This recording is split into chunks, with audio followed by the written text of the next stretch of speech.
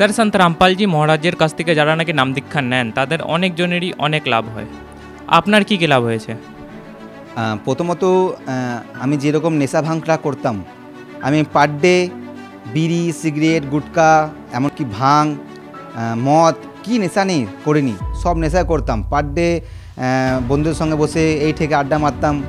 তো আমি যেদিন নাম দীক্ষা নিয়ে আসি সেদিন থেকে কিন্তু আমরা গুরুজির দয়াতে, সন্ত রামপালজির মহারাজের দয়াতে আমি আর নেশা ভাঙ করি না, আর আমার নেশার প্রতি কোনো রুচিও হয় না।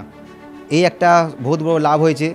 আর সেকেন্ড লাভ যেটা হচ্ছে আমাদের মানসিক, আগে খুব মাথার মধ্যে একটা টেনশন থাকতো কি কেউ কিছু ঝগড়া করলে ওকে আমি মেরে ফেলবো, একদম মেরেই দেবো, জানে মেরে দেবো, বা আমি যদি জানি না মারতে পারি আমি নিজেকেই শেষ করে ফেলবো। তো সন্ত রামপালজির মহারাজের কাছ থেকে নাম দীক্ষা নেওয়ার পর আমি এই লাভটা পেয়েছি কি এই জিনিসটার থটটা আমার মাইন্ডে আসে না, এই নেগেটিভ থট আমার মাইন্ডে আর আসে না।